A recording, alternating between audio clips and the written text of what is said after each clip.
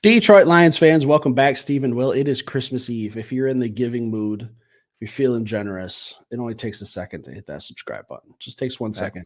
That's all Stephen will want from you guys for Christmas this year. Is just a couple subs. That's all we need. Will, Well, I want more. I want more than that. no, Listen, I got a whole Christmas list. DM me on Twitter. I'll send my Christmas list. I want more than a subscriber. I don't think anyone here can afford vibrating panties that you want. Okay, but maybe. Hey, they take diesel fuel too. I'm not gonna mess around. It's gonna be powerful. Again, let's football. Back to football. Dad, why is the weed whacker going off in the bedroom? All right. Now that we're going to clean the show up a little bit on the holidays, Lord, I apologize. William, there was a play that happened in Sunday's game that just we're not even talking the trick play. And let me just get that out there first and foremost. Yeah. The most electric play, I think, maybe of the season. Jameson Williams, 82-yard touchdown from Jared Goff, where he threw the ball like 55 yards in the air. Yes, sir. How'd you feel about that play? How'd you feel about Jameson Williams? Yes. If you're familiar with this channel, we talk Jameson Williams often and regularly. This is one of those shows. I mean, honestly, man, I was just sitting and just waiting for the penalty flag, or I was waiting for the NFL to just come out and cancel the football game, or the lights to go out, or just anything. Yeah, just anything, man, that happened. It seems like J-Mo can't do anything without something going on. So listen, if you watch our show faithfully, you know that we asked for something, Steve. After the game, we don't talk negative right after the game, but I think it was the second day after our last game, we talked about we need to take more shots to J-Mo. You said it. I'll give you credit. You said that. Yeah. And then there's a saying. There's an old saying. If you have speed, it goes like this. If he's even, he's leaving, right? So, and J-Mo has that type of speed. If he's even, hey, Jared, throw that bad boy up, and he's going to be leaving, and he's going to run up under it. We need more of that. We asked for it. Ben obviously watches the show. He delivered. Yeah, he threw that bad boy up. J-Mo ran under, and it was all she wrote, man. I think this is starting to be a thing where J-Mo's running so fast that he can't even keep up with his own feet. He was at the end of it after he caught it, man. But I was hoping he didn't Daniel Jones himself. That's the first thing I was thinking was, J-Mo, please, for the love of God, do not trip on your own 2 feet because you're running too fast. Yeah, man, he was flying, man. I love it. I think like I said, man, I need that once a half. Just take a shot to J-Mo once a half. We need to start letting him utilize his speed. Hey, and if he needs to become a DB and bat the ball down because it's contested, so be it, man. But I think there's going to be most teams are going to be very hard pressed to have another guy that can keep up with Jameson Williams. I don't think there's a guy in the NFL who can keep up step for step with him as a defensive back. I don't know. I don't know how you do it. Terry Arnold, Brian Branch. No. I think there may be. No, I think there may be one, Steve. I think there may be one running around on the sidelines. I think we might have one on the Detroit Lions sideline that maybe still kick. I mean, maybe not, 50 yards, maybe not 50, 60 yards, but I think 20, 30 yards. Coach Randall L might be able to. Jameson Williams on the right, or I don't know. Antoine Randall L. He's giving him a run for his money. Antoine Randall L. played 9 seasons. Hey, Coach looks like he still got some juice left, Steve. I don't know. They might need to line it up for a 20-yard race. Let me ask you a question, William. Talk to me. Antoine Randall L's fast. He's dual threat. Played at Indiana, quarterback, converted receiver. Looks like he's still got it. My only question is, can he play D-end? Can he rush the passer? Can he get after some guys and put a little pressure on someone? Because it looks like he's bulked up, but it still looks like he's still got that speed. So I'm wondering, can he shed a blocker? Can he get into a hand fight and win with an offensive lineman? Can he work on a spin move? I'm thinking if he has to work a little double time and do some double duties, part-time coach, part-time player, I don't know if that's ever been done in the NFL. Randall L might be my choice. Can we get him at Sam linebacker where he gets a little bit of a head start? That's the scout in me saying, we need to get this guy on a football field. I don't need him celebrating with the players. I need him out there celebrating some sacks. Hey, I'll tell you this. If I need a DN and I'm going to that coaching staff, I'm going straight to Coach Campbell. Hey, coach, we need you to set the edge this week. It's the Super Bowl. We ain't got nobody, man. Like, just come out of retirement. I know you were a tight end, but hey, we need you this week. Let's get gritty on that edge. I think Coach Campbell gets it done. No questions asked. Shame on you. I'll take Randall all day. More athleticism. Looking at Jamo's stats, man, I think he's quietly putting together a great season. Now, he's not probably going to the Pro Bowl, probably not going to get a lot of offseason recognition, but 47 catches, 890 yards, 6 tutties, averaging, I'll round up and call it 19 yards per catch, 17th in the NFL. 890 yards is kind of surprising because he's really knocking on that door of 1,000 yards. That's kind of the benchmark. I didn't even really realize it until after the game. He's quietly having a very, very solid season. Oh, and don't forget, he missed 2 games. That's what I was just about to say, man. Jamo, all he has to do is stay on the field, whether it's getting into a little bit of mischief, off the field, or if it's just staying into the game plan. And I don't know if that's a him thing. I don't really know what goes on with the game plan week to week, but Jamo to me is the type of player that you should be absolutely making sure is getting touches because he's electric, man. He's got an electric personality. We joke and we put in Coach Randall L going absolutely nuts, but I can't remember who was interviewing him. I apologize, but he got interviewed after the game and they brought that up and they showed him, Coach Randall L going absolutely nuts when he was scoring. And he was like, man, that's crazy, man. I ain't even know Coach did that, but I love it. It's just big smile, infectious personality. He is absolutely himself. Like, if you heard his breakdown, I'm not going to repeat what his breakdown was, but I'll tell you this. He was absolutely himself. He's not trying to be anybody who he's not. Dude loves to play football, man. And that's what it's about, man. So I really love Jamo, man. I think that he's an absolutely electric football player. And if he can play every week, he'll be easily 1,000-yard guy, I think, for the next 4, 5, 6, 7 seasons, without a doubt. Yeah, the yards won't be hard. I'd like to see him get 1,000 yards and 10 touchdowns, but that's going to be a little difficult. Not saying it's impossible. If there's 1 or 2 guys on the Lions who can get 4 touchdowns in 2 weeks, I'd probably say he's definitely in the mix. His name's in the hat. So I'd like to see him hit that benchmark just as like a something to build on for next season, while he's, celebrating and picking out his ring size for the Super Bowl and, what he's going to wear to the parade and when he's going to come on Detroit Den 313 instead of the St. Brown podcast to kind of, throw a little jab at your boy St. Brown. Just, hey, man, I'm going to go join Stephen Will real quick, and then I'll jump on that St. Brown podcast. Just throwing it out there. It's just an idea.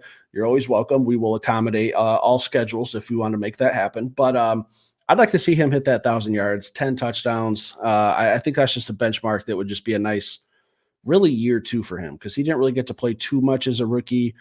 Had the suspension issue last year. This year he had the 2-game suspension. So I think 1,000 yards more than capable. We're talking 110 yards. He might have that against the San Francisco 49ers next week.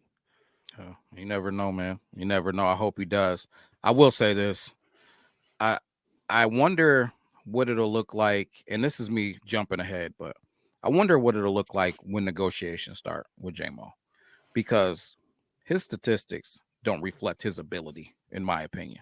So when his agent sits down with the team and they start talking numbers, I wonder if his agent is going to be talking about things in a realistic standpoint from how he's produced on the field and some of the things and situations that he's had off the field, or is it going to be those guys coming in based straight off his ability? Because I think that there's going to be some teams out there who recognize what his ability is and say, listen, we'll pay top dollar for a guy like that, man. So I'm interested. He's a guy that I hope that we can keep on this team moving forward. Love Jamo, man. I apologize. Waymo! Love Waymo, man. Love Waymo. Hey, I love how he takes the air out of the stadium, man. Every time he gets the football, it is like everybody's kind of getting up in their seats, like Steve said, holding their breath. Like, hey, is he going? Is he gonna go? Is he gonna take it all the way? So I think that that's something that's a really big deal for the Detroit Lions, man. I hope we can lock him up like we've been locking up the rest of our guys. Yeah, when you're at home games and number 9 touches the football, you don't want to be the last one to put your hands on the armrest to push yourself up to stand because you probably missed the play because it's going to be over. So as soon as you see the ball going in his general direction, that's when you kind of start to That's real too. Put down those stupid ass third down signs. I don't want to see that shirt. Yeah. Contract talk. Oh, Will, I wasn't really prepared for that, but there was another guy in his draft class that's probably going to want a lot of money, probably going to deserve a lot of money, and that's 97, Aiden Hutchinson. So I think Hutch got to get paid first. I think he's getting top dollar. Not to say J-Mo's going to have to take the table scraps, but I think you're right. It's scary, man, because I know what these agents are all about. They're all about getting their guys the best top money. Why? Because the more money they get, the more money the agent gets. So it's a business. I understand that, but I look at this coaching staff and I think that this is the perfect place for Jameson Williams. All right, we've been very patient with him. We've handled all of his question marks, I guess we'll say. We've handled them all very well. Put the players first. Dan Campbell, player coach. Brad Holmes is the best of the best. I think if that plays a factor, it's a no-brainer. Stay in Detroit. Mm-hmm. We still got time to figure it out. I think they have to pick up that option before next season. So we still got plenty of time. They could pick up the 5th-year option and really have 2 more seasons with them and figure something out later down the road. But I think Hutch is getting signed this offseason, Will. Listen, when Hutch decides to get signed, he's just going to send over what he wants. And that's what he's going to get. There is no negotiation. This is maybe a little hometown discount, hopefully, but get your money, man. You deserve it. Yeah, without a doubt, man. He's a guy who represents what you need to do to be a great athlete, a great person. Like he just gets it done. All you see him doing is working hard. I love the guy, but keeping it on J-Mo, I hope they find a way to keep both of them, man, because as much as I love Aiden getting after that quarterback, I think we have one player for the Detroit Lions who can, as a receiver, because Jahmyr Gibbs is electric too when he has the ball in his hands, but as a receiver, can take it to the house every single time. Amon-Ra can make big plays in big moments, without a doubt. But if you're talking about you need somebody to go 99 yards, Jameson Williams. 82 yards like he just did the other day. You kind of gave me a crazy look when I said that might have been the most electric play of the season. Is there something else that sticks out to you? I just feel like there's been a lot of them, man. There's been a lot of them. And I'm not going to lie. I get enamored with these trick plays, man. Like that most electric play of the season is me watching a terrible acting job by Jahmyr Gibbs. Like phenomenal acting job. Are you nuts? Are you nuts? Just terrible acting. Give the man the Oscar. Are you nuts? He is not getting any Oscars. Like that did not look like a realistic fall one bit. Hey, it worked. I'm thankful that it worked. It's just so fun, man. It's so fun watching Ben Johnson recognize the most dynamic athlete and weapon for the Detroit Lions in Dan Skipper. It's just what Ben Johnson is doing with his offense, man. It's just fun to watch. So I get caught up in those moments, man. But yeah, it was maybe not the most for me, but it's definitely electric, man. Every time the dude touches the ball, it's electric.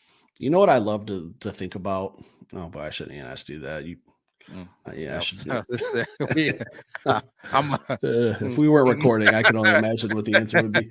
When I'm watching college football, I'm watching like these teams, like I'm just throwing out examples like Texas, Ohio State, like people that are on teams with just electric playmakers on offense. And I start thinking like, I like to think a little far ahead sometimes. And I know sometimes not everyone's on page with that. Everyone's like, oh, Super Bowl right now, Lions, focus on the Lions, don't worry about the draft. But I picture some of these young kids that I'm seeing in college football. And I'm just looking at this Lions offense and I'm thinking it's so young. Jared Goff's locked up. St. Brown's locked up. Our offensive line's locked up. Jahmyr Gibbs is going to be around for a while. J-Mo's hopefully going to be around for a while. If we add like one more piece, William, and I know this is so far ahead, but I'm thinking of just some of these players I'm watching in college that are coming out this year. I got a list of guys on my list, matching them up. And I look at guys and I think, how do they complement the Detroit Lions? Not just because they're good or fast or can do a lot of things. They have to fit what the Detroit Lions do. And I start to get excited. And the main piece around that is Jameson Williams, because what he does is he opens up so much space. If you get another guy like him that has more space to run through, maybe not as fast, but maybe someone athletic, bigger, stronger. Like I get excited to think about what this offense is going to be in the future. And I know that we're focused on a playoff run right now, but That's just what I'm doing sometimes when I'm watching college ball. Steve, defensively, if any defensive coordinator, anybody who's responsible for making defensive decisions for an NFL football team happens to stumble upon our show, I triple dog dare you. Just don't have a safety over the top and see what happens. And that's what J-Mo brings to the table, right? You have to have, you either be playing off man by off man. I mean, you better be in a parking lot with a linebacker underneath, right? Or you better have a safety helping out whoever is taking J-Mo deep. And that opens up so many things. So, yeah, man, don't let us mess around and get another weapon. That is a true, because St. Brown, man, is a dog, man, but he's not one of those guys that's like Justin Jefferson or Jamar Chase. He's not that type of dog, right? Still in those conversations, without a doubt, as top receivers in the league. But he's not that guy that's going to take the roof off of the thing. He's not the guy that's going to catch a 15-yarder and take it 80. But let us mess around and get one of them in one of these drafts. I'll just throw out a name, William, because I know it's a couple years down the road. But I was watching Ohio State and Tennessee the other night, and they got a kid by the name of Jeremiah Smith. And again, I'm pretty versed in college football. I understand he's a true freshman. That's why I said a couple years down the road. Just a fun thought. All right. I'm not saying that this is going to happen in 2025. It's actually impossible. But in the future, an offense with Amon St. Brown, who's a little bit older, but still does things very well. I think Amon St. Brown is one of the hardest receivers to cover in a 10-yard span than anyone else in the NFL, like top 5. Yeah. Even I'm not saying he can't go downfield and make some bigger plays too, but I think you're right. Like when it talk about like just a straight go route, Amonra's not your guy. That's what J-Mo's for. You add in Sam Laporta, Jahmyr Gibbs, maybe you're in a position to get this Jeremiah Smith kid. Like this offense is just, hey, good luck, because that's what we're, and I'm not even saying we need it. I'm not even saying we need that on offense. It's just, I got so many toys. How do you stop me? Because my defense is pretty good. It's banged up right now, but I look at J-Mo and I look at maybe another playmaker who can take that top off in the passing game primarily, not just Jahmyr Gibbs. Good luck. We're talking 99 Rams here, William. Steve, coming back to this draft, and I don't, we're going to keep this on J-Mo, right? But this is what it's wrapped around. It's wrapped around J-Mo taking the roof off this thing. Offensively, what do we need? We don't need linemen. We could use a lineman maybe here or there, but we don't need a lineman. We don't need running backs. We don't need a quarterback. We don't need a tight end. We don't need a receiver. It's luxury. You're drafting for luxury. When everybody else gets back and they're healthy, you got Zadarius Smith now. You don't have to draft a DN, right? Aiden Hutchinson's coming back. Levi's been playing like a dog, right? I mean, we have guys on this D line. You got DJ Reader, right? You got Aleem McNeil, right? You got Jack Campbell. You got Alex Anzalone. You got Kirby Joseph. Like you got Brian Branch. You got Amik Robertson. You got Terry and Arnold. You draft whoever the F you want. Like it's gonna be crazy. Like whoever slips, like you can sit there and say, hey man, I got this group of guys. If any of these guys slip down, I'm just gonna take one of those guys for luxury. This is gonna be exciting, man, because if you F around and add a crazy offensive weapon to what we have right now in Amon Ra, Jameson Williams, Sam Laporta, Jahmyr Gibbs, David Montgomery, Tom Kennedy, hey, Timothy Patrick, Khalif Raymond. Steve, yeah, and we don't want to spin this into a draft show. We're just trying to say, like, Jameson Williams is probably going to be a piece in the next 2 years that you build around. All right, he's going to be the vocal point because Amonra will be getting old, and he's got some, I don't want to dog him. Amonra's going to be getting old. Our Father Time's undefeated. We all know it. It's just the way it is.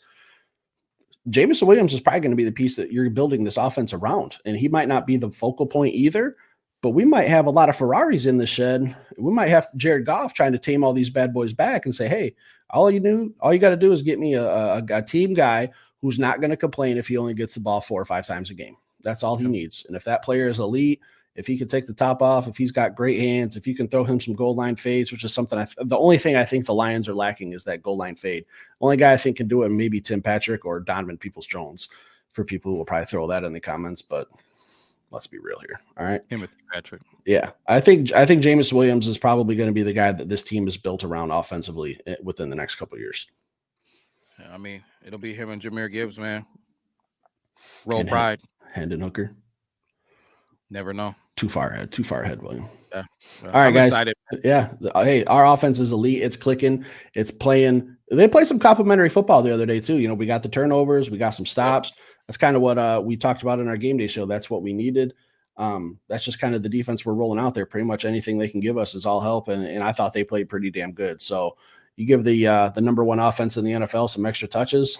Good luck beating us. That's all I'm saying. Some guys playing good football at the right time. Jameson Williams turning into an absolute weapon. Hey, man, I'm planning on being in the Super Bowl real soon. So, William, anything else for tonight? Waymo! Stick around. Hit that like button. Listen, final thing. Brian Branch jersey, Fanatics gift card. Still a hot topic. Still going on. 8,000 subscribers before the end of the month. You guys got about a week left. Not too long to go. You guys have closed the gap on that. When we started this thing, we were about 800 away. It's less than 500 now. So hammer that subscribe button. We'll be back later with another show. Peace.